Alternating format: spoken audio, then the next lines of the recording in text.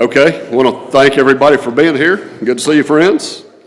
Welcome to the Travelers Rest Historical Society, our quarterly meeting.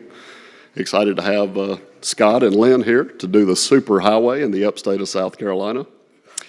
I want to make a few announcements to begin. In case you hadn't heard, the Spring Park Inn is now open, and we're open for tours.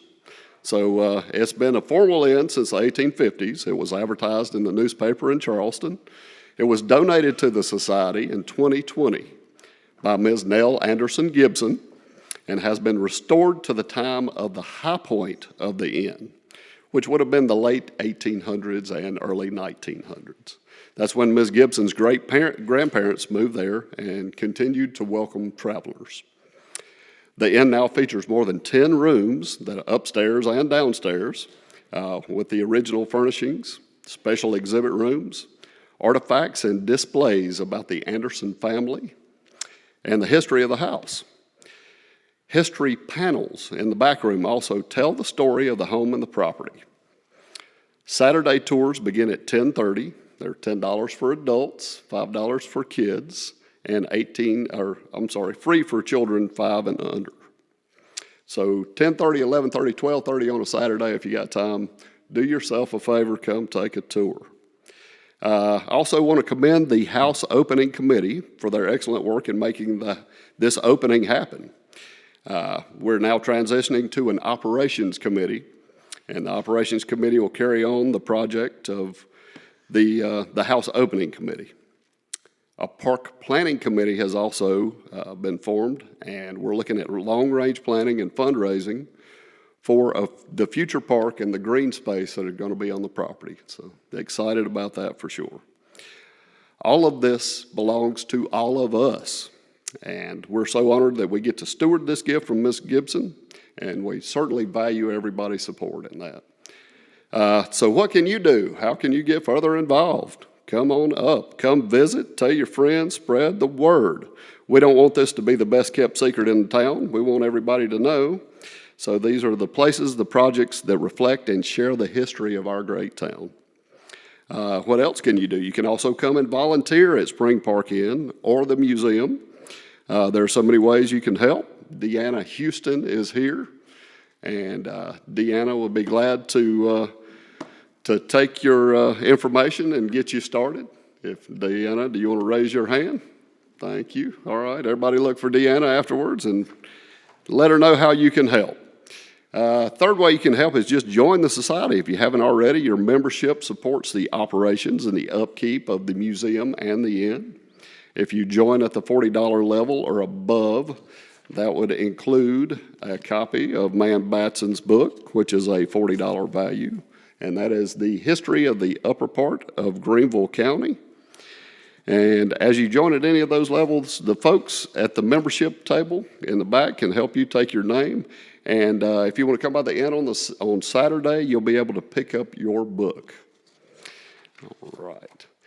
And okay, moving on, we have a brief business section, and I would like to recognize Rosemary Bomar, the past president and chair of our nominations committee, to present the slate of officers for the coming year of 2026.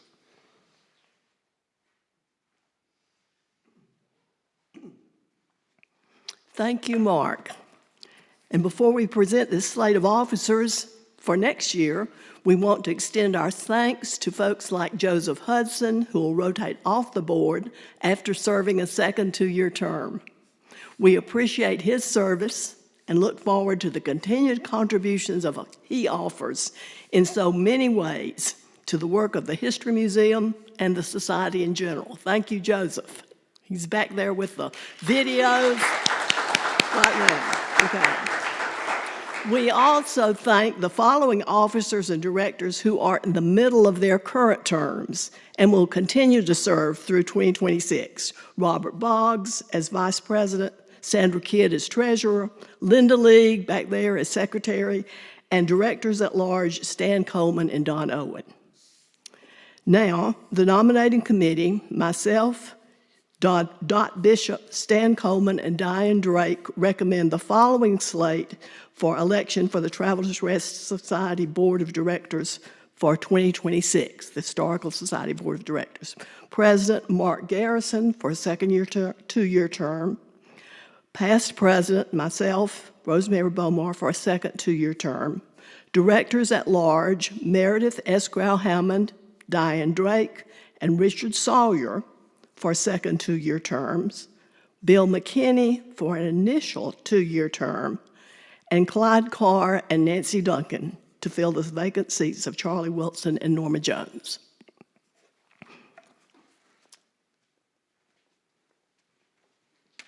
Thank you, Rosemary. General membership, thank you. You have heard the nominations, and would all members signify your approval by raising your hand? And please keep your hand raised while the secretary takes a quick count.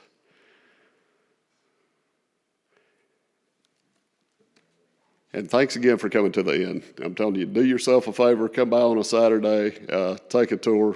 You will thoroughly enjoy it. I think we're almost there. All right, thank you, folks. All right, any opposed, signify with the like sign. Okay, the election has been approved. Thank you all for participating. And now to get to the meat of the program this evening, I'd like to introduce Dr. Robert Boggs, our program director.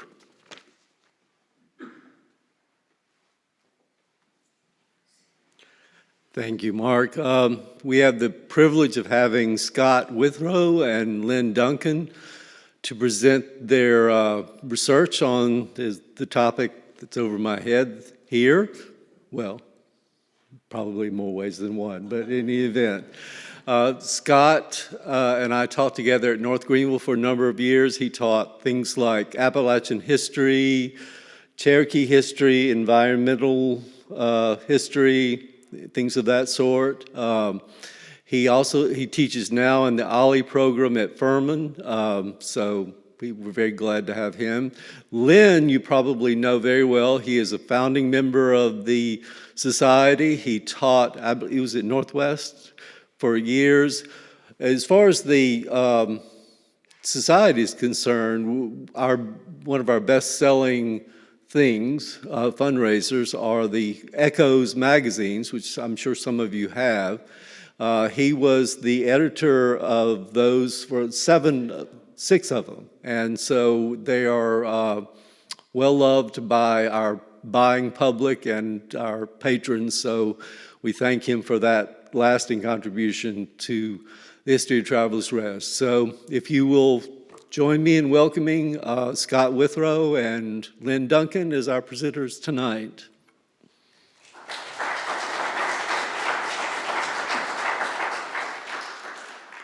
Okay, I'll be starting out, and then Lynn will be speaking later.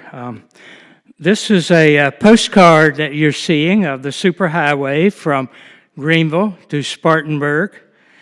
The superhighway, our subject tonight, would encompass Wade Hampton Boulevard from Greenville to Spartan. Part of that is designated in the Greenville area.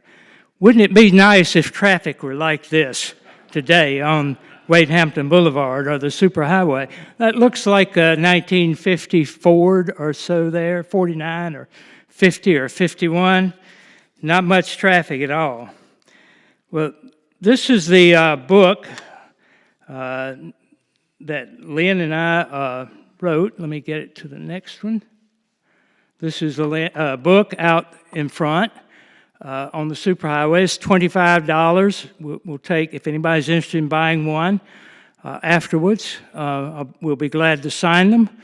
They're $25, and I can take check or cash. And I have some change, too. So writing it was enjoyable. Superhighway was a term coming into the American vocabulary in the 1930s.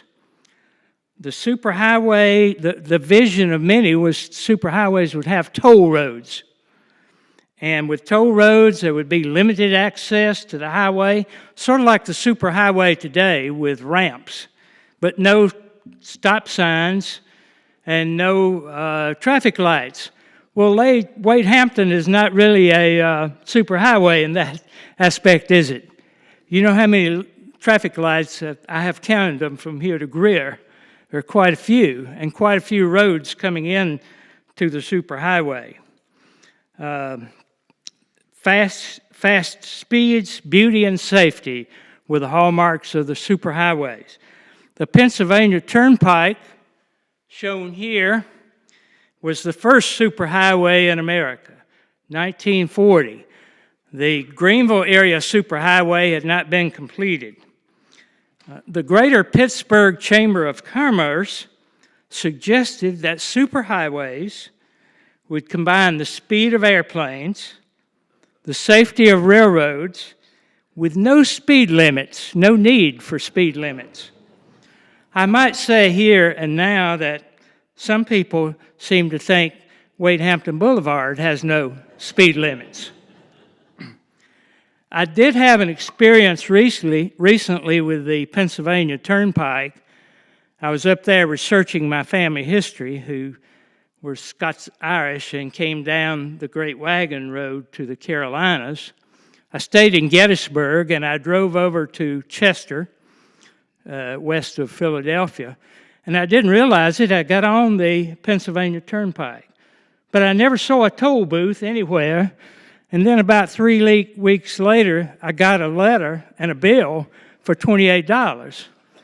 They photograph your license plate now, which was a surprise to me. So I thought surely had to be toll booths, but no. I don't think the tolls would have worked around here in the early days of the superhighway. It was not a superhighway in that sense of the Pennsylvania Turnpike, but it did have 4 lanes and it had a large median. And some people thought it was very beautiful when it was built. Superhighway had the 4 lanes, had some of the characteristics, as I say, of the superhighway. Here's a toll booth on the Pennsylvania Turnpike. Here is a superhighway map. It followed 29, and it went all the way from near Baltimore to Pensacola, Florida. So it was one of the early interstate highways. A lot of people didn't realize that, but you would have license plates from out of state coming through Greenville, especially in the summer, when people were vacationing, say, in the panhandle of Florida. So it was one of the first interstates.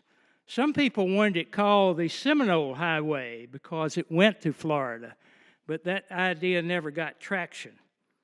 It was basically a north-south highway, although from Spartanburg to Greenville, it takes sort of a western jog before it goes south again. It was basically a north-south highway, so it was an uneven numbered highway at 29. I-26, for example, is east-west for the most part, so it's an even numbered highway. It was called different things. Some people call it the dual lane highway because it had 4 lanes.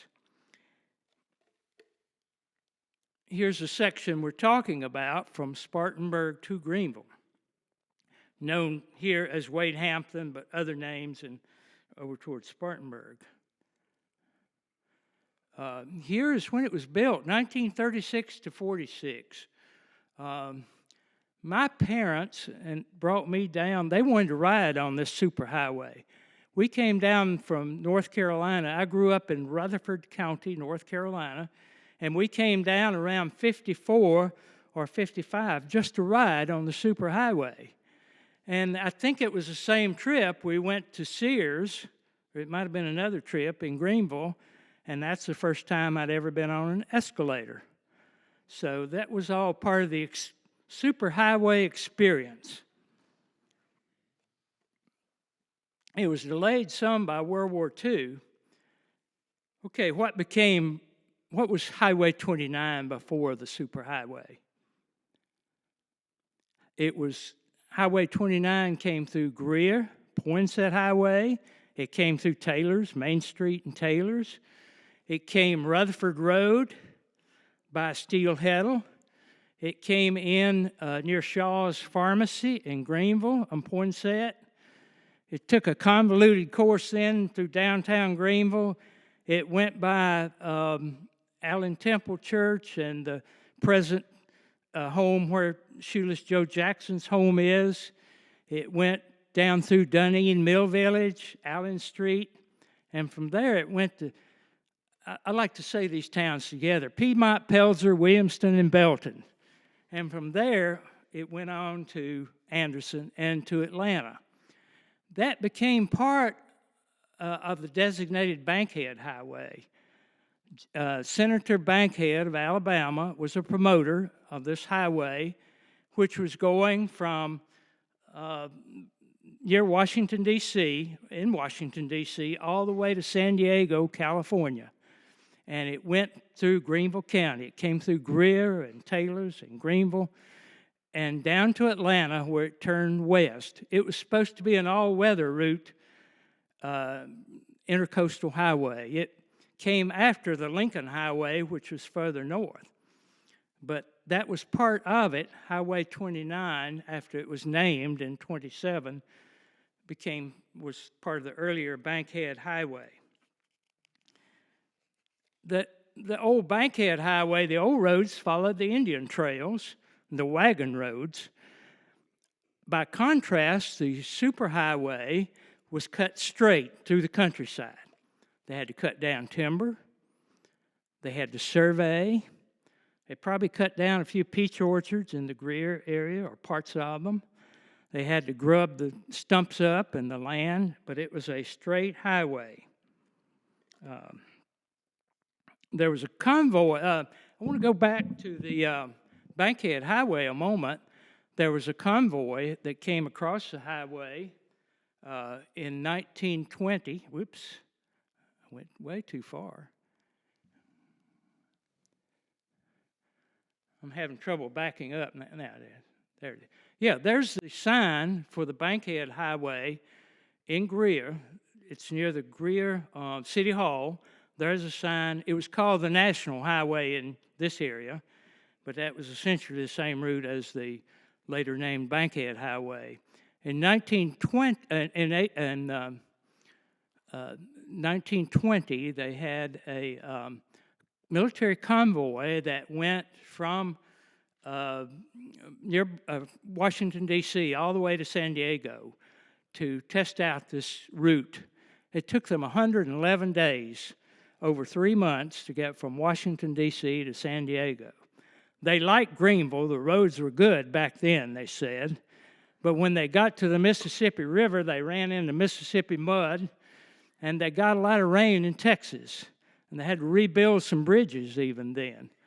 Tom Taylor of Taylor's went to this reenactment they had a number of years ago of the convoy and took this picture on the right.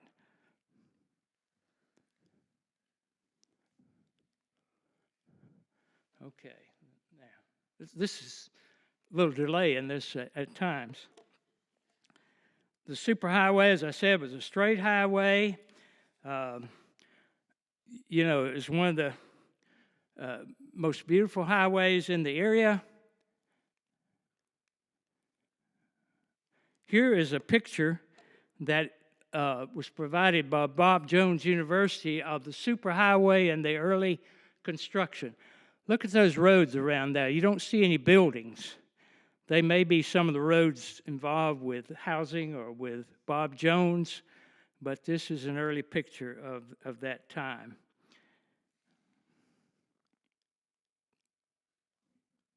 Here's some of the machinery. Now, this was big machinery back then. Today, it's small machinery. And I'm sure there were bulldozers back then, and something I called as a kid road scrapers. You see them put in piping here for drainage on the right. So they were doing that. I talked with one gentleman over in Lyman, South Carolina, who remembers that. I'd like to have talked to a lot of people who remembered building the road, but found very few today. But he remembers the big machinery. He was only 4, and he remembers the machinery that stood out to him. Machinery, they had to go across small streams. They had to put in culverts across those streams. There are a lot of streams that come across under the road, if you've ever noticed. You don't notice sometimes because you've got your mind on the traffic coming across. Let's see now. Whoops. This is Lick Creek. It's in Chick Springs and Taylor's. You see the culvert underneath the superhighway, underneath Wade Hampton Boulevard there. I wish I had a person standing there when I took the picture to give it some perspective. But that is a huge culvert under there, and that's a huge amount of dirt across there. If that culvert ever fails, and it's been there since at least 1946 or before, then I think you're going to have a failure in the highway right there. But if they hadn't put in the fills, they had cuts and fills, they'd cut some ridges off, and they'd take the dirt and put it in the fills to fill the low places. So you would have a road coming more like this without the fill and going up too sharply. So with the fill, it made the low places better and smooth them out. They could not get all the hills out of Wade Hampton, as you know if you travel, especially beyond Greer around the South Tiger River. By the way, there's an old swimming pool back there. Some of you may have swam there if you are from the area, but it closed in the 70s. Here are some pictures, postcard pictures of the early highway. On the one on the left, you can see some of the cuts through there. It's like a railroad. They had to cut off the ridges and fill in the low places, so cuts and fills. In turn, some of those cuts now have been bulldozed away too to put businesses there along the highway. Somebody sent me this picture of a woman, it's her uncle, standing here. He's long passed, but he's standing in the median of the highway. You wouldn't do that now, would you? On Wade Hampton Boulevard or the superhighway. You can see the cuts through the ridges there on either side. They may have been cut down now. I was told by someone in Greer that a scout trying to get his hiking merit badge hiked all the way to Greenville in the median of the superhighway and back. And somebody rode their horse to Greenville and back in the median. Of course, with lane expansion and all the lanes we have now, they took away a lot of the median, and it's non-existent in most places now. As you go into Spartanburg, and Lynn may talk more about this because of the beautification of Mr. Ezell there, there's more median left there in some places in that area. I'm getting the hang of this thing, I think, now. Thank goodness for newspapers.com, where I can access old newspapers. You see on the article on your left, US 2952, somebody donated granite markers for every mile from the North Carolina line near Blacksburg all the way to Greenville. To Greenville, it was 52 miles from the North Carolina line. I'm not sure exactly where 39 miles was, that one, but something has happened to all those markers. You know, it makes me wonder what happened to them. Does somebody have a collection somewhere? Is it in a museum? Or were they destroyed? Did the highway department destroy them? What happened to those markers? There's one left, and I've taken a picture of it. It's in Lyman, South Carolina, in somebody's front yard, right across from Bojangles there, so it's easy to find. And I stopped, and the man came out. He's the one who remembers the road being built when he was 4 years old. He came out to find what I was doing when I was taking the picture in his front yard. But this is the only one standing, as I know of, from Greenville, from the state line to Greenville. This is a bridge over the Piedmont and Northern Railway and the Southern Railway over at Lyman, South Carolina. I took my life in my hands to get this picture of 1941 on the bridge. I had to wait till the traffic slacked up a little bit. But that bridge was built, of all things, in 1941. Did they build them better back then? Or is it time, you think, for a replacement of that bridge? But 1941, I was amazed at how old that bridge was. Did they use more steel reinforcement? Was it better concrete? Why does that bridge remain when others are falling in, it seems like?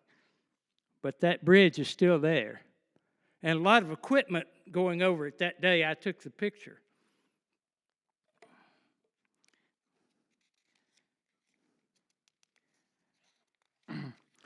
I do want to tell a story here about somebody, a story I've heard from more than one person. There was a man and his wife going to Spartanburg on the superhighway. Now, you have to get a little bit used to roundabouts, don't you? Did roundabouts come from Europe or somewhere? They're more now in the upstate than ever before. But you have to get a little, Heron Circle was here early in Spartanburg, but we have more roundabouts now. But there was a couple going to Spartanburg, and the man was driving in the left lane, left 2 lanes going east. And the highway patrol officer stopped him and said, "You need to go over in the right lane and stay that way all to Spartanburg." Well, he did. He stayed all that way to Spartanburg, but the thing is, he came back that way. And so he was driving in the left lane, facing traffic coming back. I don't know the end of that story, whether he made it or was pulled over or had an accident or what on the way back, but I've heard that story from a number of people. Not everyone was in favor. This is the best road in the country here. This man said the 1890 roads are okay, that we don't need any new roads. Not everybody was in favor of the new highway. The agrarian writers at Vanderbilt University were very opposed to new roads. They thought farmers needed farm-to-market roads, but tourists didn't need roads. You need to stay in your community there and make it important. I am reminded that President Eisenhower spoke against taxation and large government projects a few years before he became one of the greatest proponents of the superhighway system and the interstate system. What would Ike think today if he saw our interstate system and the superhighway in Greenville? People wanted to live on the superhighway. It gave you status to live on the superhighway.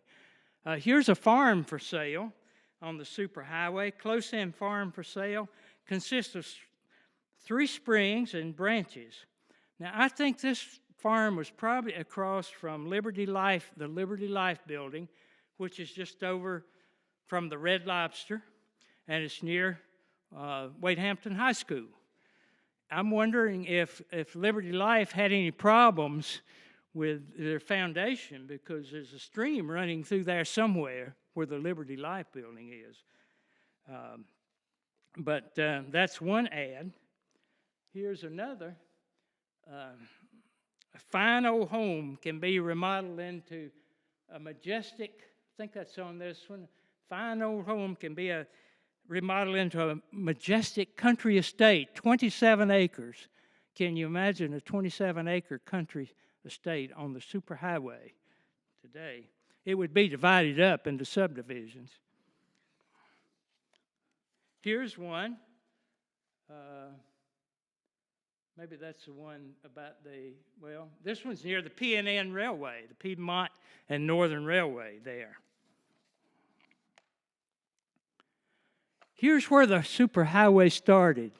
It started at the superhighway service station, and this is the superhighway service station today, if you're familiar with where the Universal joint is at the corner of Stone Avenue and Bennett Street. It started right there. It came by the Sears, and it went all the way to Greenville, and it stopped at near Morgan Square in Greenville. That was the superhighway. And it was all about automobiles. This is the Benson Automotive Memory Lane Museum in Greer. I went there one Saturday morning. It really has a history of automobiles. Remember, 29 was the interstate highway then, and you had service stations grow up, you had ambulance services, you had wreckers, you had used car dealers. Greer was known as an automobile city then on the superhighway. You had drag racers on the superhighway. Maybe that's why Greer started a legal drag strip then, because of the drag racers. You had people hauling moonshine on the superhighway, and you had car chases like in movies. And people saw Thunder Road, the movie, and they, all of that. So that happened on the superhighway. People went to work, they went to church, they vacationed, they traveled on the superhighway. It was an interstate highway. Here's somebody associated with the superhighway and other highways. Here is a motel in Greer, the Holiday Motel. And here is a man and his wife. I went too far again here. Duncan Hines and his wife traveled around, and he had a staff to travel around. They ate at restaurants, they stayed in motels, and they rated them. And he published this lodging every year, lodging for a night. And that was sort of the internet review of the day of these restaurants. And some people swore by them. What Duncan Hines wrote about a restaurant or a hotel. Of course, we know him for Duncan Hines' cake today, but he did that in those days. And he was through Greer because he recommended the Holiday Hotel. Here is, there were drive-in theaters. Here's one near the Texas Roadhouse in Taylor's. Look at the prices. Can you see it? Maybe too small, but the prices are really good on this Winn-Dixie, which was located near Bob Jones University. There was a shopping center there, and that Winn-Dixie was there. Winn-Dixie was big of course, in Greenville. Here is Carol's Record Shop. It still stands just up from Henry's Smokehouse, about a quarter of a mile away. I talked with Carol Henderson, Carol Green Henderson, who's still living, and she let me scan a lot of pictures. Here's a picture of Carol. Her father designed this. If you look at it closely, it's designed like a stylus in a record player where you stack the records. And that building was a camera store for a number of years, and it still is there. I don't think it's being used now. I'm not sure. So a lot of the building still stands. People lived along the highway, and they moved to subdivisions later when business started coming in. You might recognize this. This is Henry's Smokehouse Barbecue. Not one of the first buildings, but it's been there a long time anyway. Here's a motel with an Art Deco-like office. A lot of the motels, after the interstate came along, declined in quality, maybe not all of them. Some of them became other businesses. There was one over in Greer that over time became Billy Bob's and Under the Moon, and I'm not sure the names of all that, the tavern it became, So here's one advertising a rock dwelling. I'm fascinated by the rock structures along the superhighway. It says it has a two-car garage. Well, this building, which used to be a house, if you've eaten at El Matador, Mexican restaurant, has a two-car garage behind it. So it may have been talking about this house. I've talked to the owner. It's the same family has owned it, 2 generations. It was a house, it was a home along the superhighway, and some people think it's the first Mexican restaurant in South Carolina.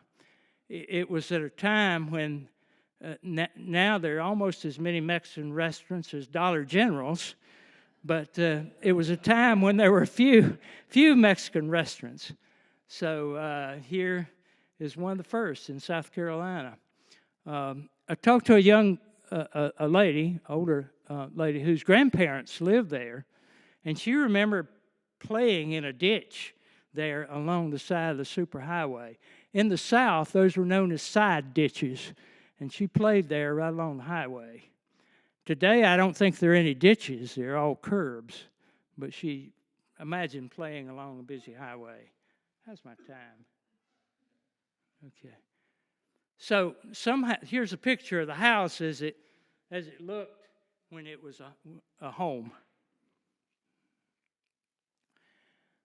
I took this picture. I think I'd stopped at a traffic light. I took it out my windshield. This shows the landscape coming into Greer.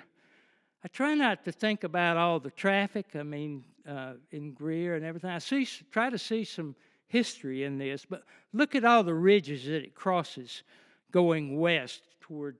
You can see Paris Mountain back on it's not quite showing there, but on the right in the very back is Paris Mountain.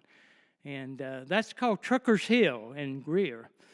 Of course, the hill is still like that where I took the photo, but you can see the ridges that went from usually north to south, and up and down the road went over the ridges.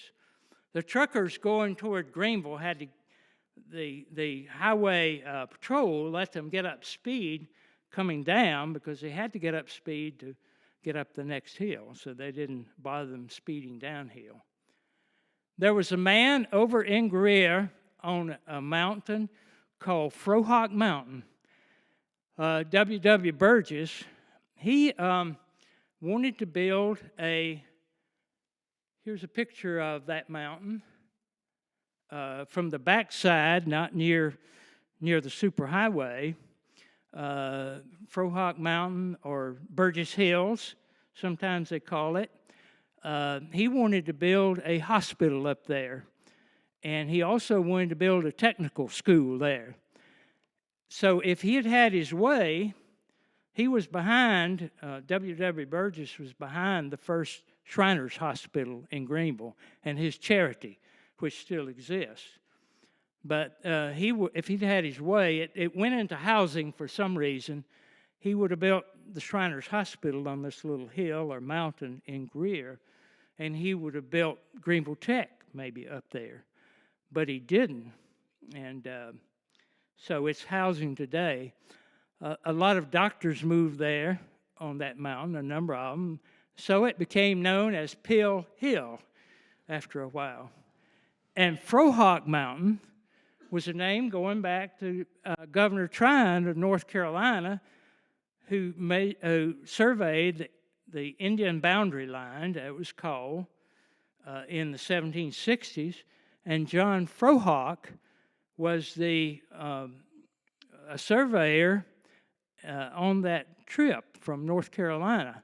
And sometimes it's called Frohawk Mountain in the past. So you have that mountain right in Greer. That mountain is higher than you think. It's more than a hill. I went up one night, and there's a road going down. This is the superhighway at night from Burgess Hills. I think it's called Mount Vernon Estate today. But that's looking down. I wanted the moon to be right behind the superhighway there, but it wouldn't cooperate with me, so it's over to the left. I would have had to get a different angle in somebody's yard to get it right behind the superhighway. But and here's another picture looking down on the superhighway in, I guess, late afternoon. You can see the golden arches there looking towards Spartanburg from Peel Hill or Mount Vernon Estates today. You know, I found this article. It was called Wade Hampton Boulevard in Greenville. And I wrote or called the highway department. I called the legislature or contacted them. Nobody could tell me that Wade Hampton Boulevard had officially been named so. But it's always been called that. So I don't know. I could never find if it was officially named. Now, I learned about, and I'm going to end in just a minute and let Lynn speak. I learned about some people I'd never known about. Frances Worthington was the garden editor of the Greenville News for many years. And I contacted her, and I learned about this woman, Eve Robertson, who grew up on the she grew up in Sandy Level. And she moved to Greenville. Her husband was the postmaster of Taylor's, Ben Robertson, and they lived right on the superhighway. And she grew daffodils, and she became a daffodil hybridizer, world known. She developed about 18 new varieties of daffodils, which is a painstaking task. When Frances Worthington took this picture of her, she was 95. She had kidney disease, and she didn't live. She died in 2003. But her garden still exists. When they moved to a subdivision, her husband had her daffodil garden dug up and moved, and I found out what it is through a little detective work. But the owners of the house, I have to keep it secret because he does not want people coming and asking for these bulbs of old varieties of important daffodils. But I took this picture from her daffodil garden, which is still being protected, in the Taylor's area on the street there. Helene blew some trees down on the garden, but they did remove the trees, and of course the bulbs, the daffodils will come back. Eve Robertson traveled to London, to Northern Ireland, to New Zealand, judging daffodil shows, and she lived right here in Taylor's, and I never did know about her until recently. On the superhighway, it says, come out and see her house, which is called Daffodil.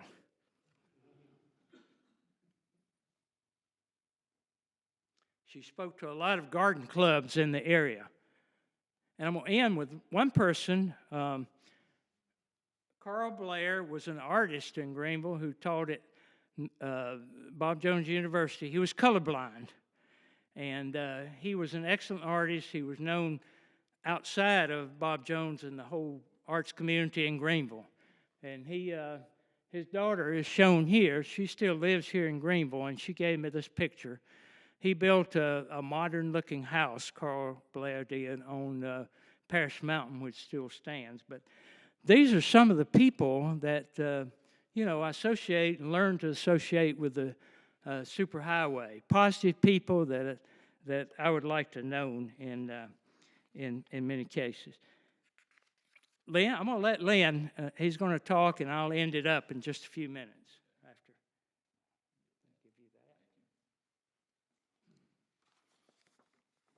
Thank you, Scott. Does this sound okay?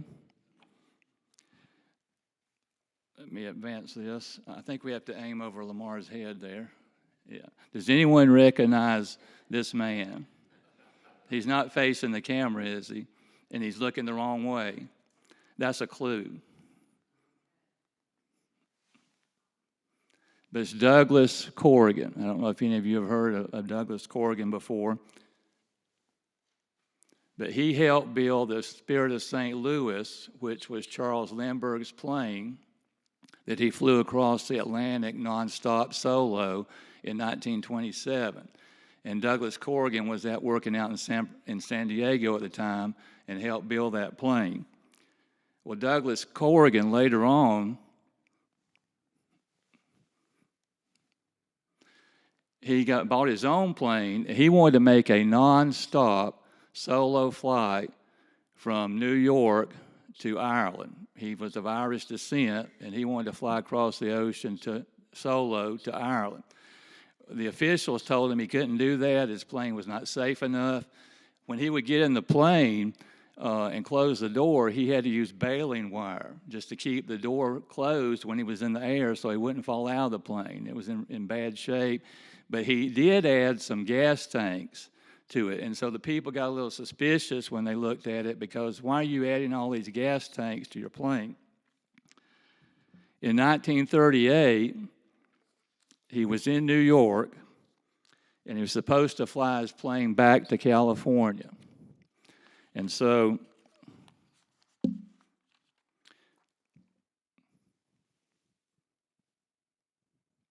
he left New York to fly to California on July the 17th of 1938. The next time anyone heard anything about Douglas Corrigan, he was in Dublin, Ireland, with his plane. And he told the officials that he got lost, he went the wrong way, and just happened to end up in Ireland. And there he is with his plane in Dublin, Ireland. And from that day on, the rest of his life, he was known as Wrong Way Corrigan. The headlines, they print his name backwards, Wrong Way Corrigan. Now, when he got back to New York, they gave him a ticker tape parade, and it was larger than the one they gave Charles Lindbergh. Corrigan said that he thought they tore up every phone book in New York that day to have enough confetti to throw at him. But he did get a ticker tape parade just for getting lost and going the wrong way. So what does Wrong Way Corrigan have to do with Highway 29 and the superhighway? In doing some research for the book, I found that in 1940, there was a Furman student who was an aviation student, and he had been flying solo not very long, and one day he was flying out of Greenville and got lost. Couldn't find his way back to the downtown Greenville airport. So he figured he would just follow the superhighway back to Greenville into the airport. Well, he ended up in Spartanburg, so he went the wrong way, just like Wrong Way Corrigan. And he didn't get a ticker tape parade when he got back to Greenville either.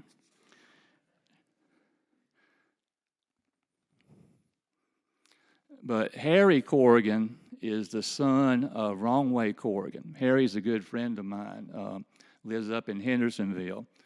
And there I am with Harry at Furman. We did an Ollie presentation last year. And that's the autobiography that Wrong Way Corrigan wrote. You know, he told that story about getting lost all of his life. He never said that he did it on purpose.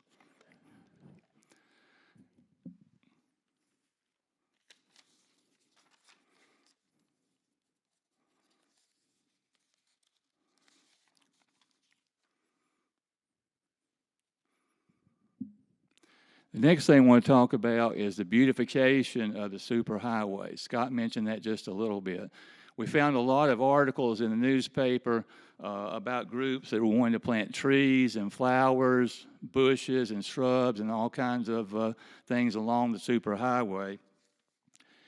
And this man, W.O.E. Zell of Spartanburg, he did a lot to help beautify the superhighway, especially on the Spartanburg section. Ezell was the chairman of the Spartanburg City Beautification Project in the 50s and the 60s. He helped plant tulips and pansies and daffodils. He planted trees and shrubs along the Spartanburg section of the superhighway. And he did a lot of that planting and tending to those plants himself. He would get up early every morning before he went to work, go out and work with the plants and the shrubs, and then after supper, he would go back out again and work on the beautification of the highway. And in 1968, in honor of Ezel's beautification work, the South Carolina Highway Commission changed the name of the 2-mile stretch of the superhighway in Spartanburg to W.O. Ezel Boulevard. So that's where that name came from. And I don't know if you can see the plaque, but it says it's dedicated to W.O. Ezel for making Spartanburg the city of flowers.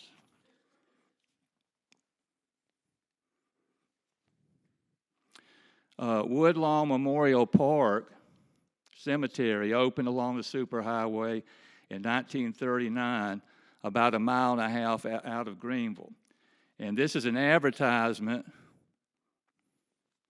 that was in the Greenville News that called Woodlawn Memorial Park a garden of memories to serve Greenville's greater needs. That was in 1939. And Major Rudolph Anderson Jr. is buried in Woodlawn Cemetery. You know, he's the only U.S. casualty of the Cuban Missile Crisis in 1962. His family and his friends, they all called him Rudy. And they said that when Rudy was growing up, he loved to build model airplanes. And I talked to a lady who went to Augusta Circle Elementary School with Rudy Anderson, and she said there were only 2 things that Rudy liked to do in school. One was draw airplanes.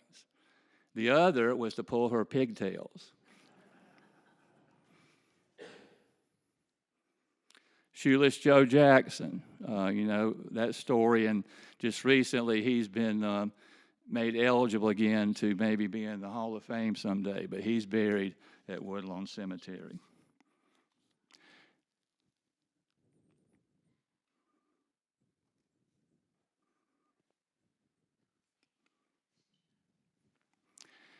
And then Albert Einstein's grandson, Klaus Martin Einstein, is buried at Woodlawn. A lot of people I don't think are familiar with that. He died in Greenville in 1939 at the age of 5 years old. Albert Einstein's son, at the time, was living in Greenville, and Albert Einstein would come and visit the family in Greenville. And when he came to Greenville, one thing he liked to do was to visit the downtown campus of Furman University. Walk across the campus, talk to the students. He went in some of the classrooms and talked to some of the classes when he would come down.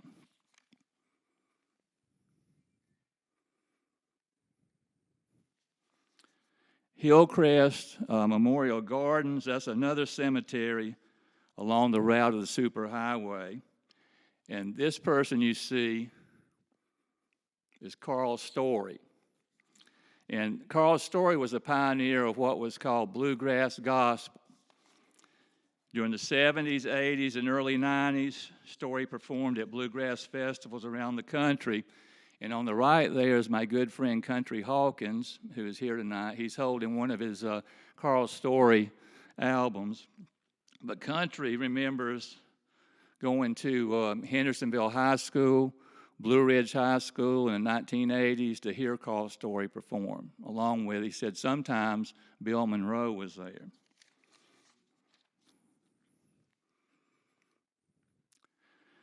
The Sinclair Service Station, the University Sinclair Service Station, was located on the superhighway in the 1950s, and it was next to Bob Jones University, right across from Woodlawn Memorial Park Cemetery. And it was owned by a man by the name of John Affolter. And he was known for the different types of promotions that he would have at his service station. And if you can see it in this one, he was having contests to give away free gas, free comic books, free horseback rides, and free stamp collections. This was in the 1950s. And one time he even gave away a horse that came with free riding lessons as part of one of his promotions. In another contest, Affolter had a large candle that was burning, and the person who guessed the correct or nearest number of hours the candle would burn would win a free set of white sidewall tires, 4 tires, if they could guess or get close to how long the candle would burn. And that large candle burned for 135 hours and 12 minutes. And I couldn't find anything in the news about who the winner was. And then you might recognize this building. Pet Dairy was at the Greenville end of the superhighway.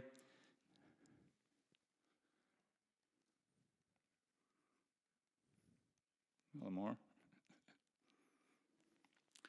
There's a section in the book about Pet Dairy, and a dairy farmer from Travelers Rest who sold his fresh milk to Pet Dairy. He had 40 milk cows, and he fed them a special mixed formula of oats, cottonseed, corn, and molasses. And he did a good business, I think, with Pet Dairy. And then I mentioned earlier that Woodlawn Memorial Park Cemetery opened in the superhighway in 1939, and many of the materials that were used in the construction of Woodlawn Cemetery came from right here in Travelers Rest at Williams Hardware Store.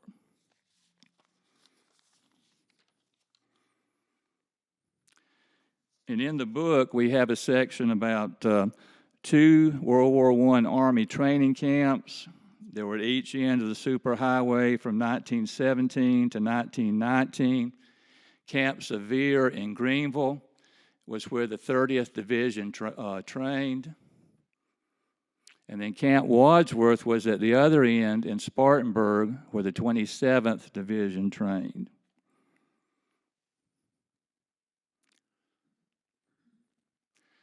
And Scott talked about the Belmont Drive-In on the superhighway. I've just got a few ads here I'll show you.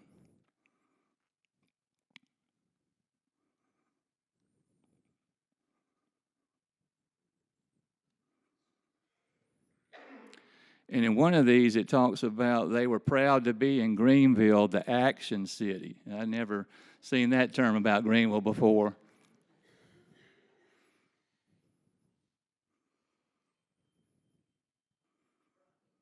And they also had the drive-in church there at the Belmont Theater in 1954.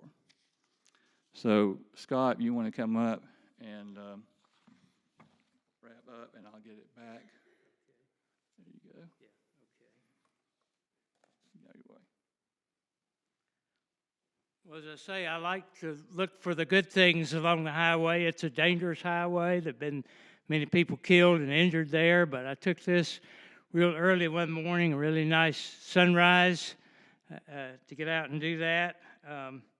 And here's another of the highway early in the morning. Whoops. Well, I went too far. But the highway is what it is today. It's dangerous. It's busy.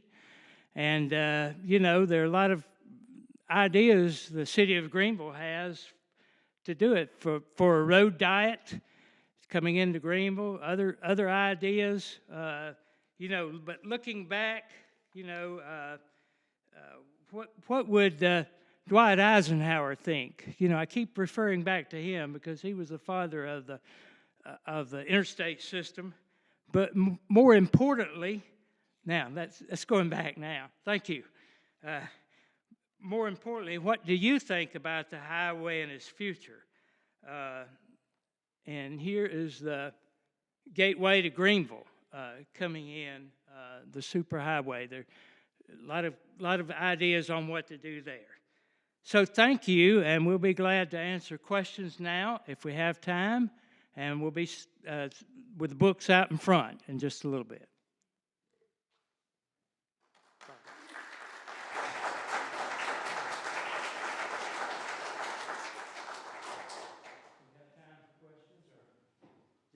a question?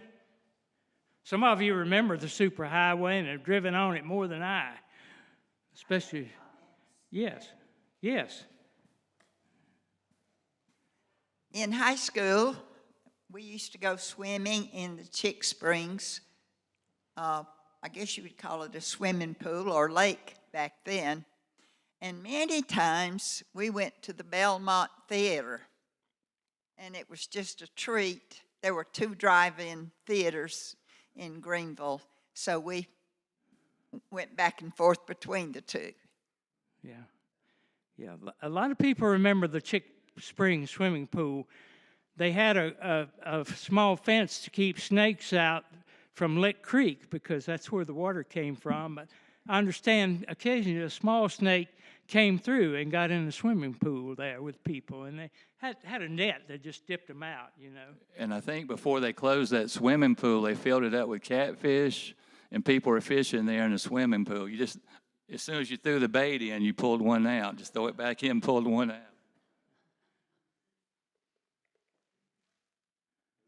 Other questions? Well, thank you all Okay. for coming. You're welcome. Thank you. Thank you.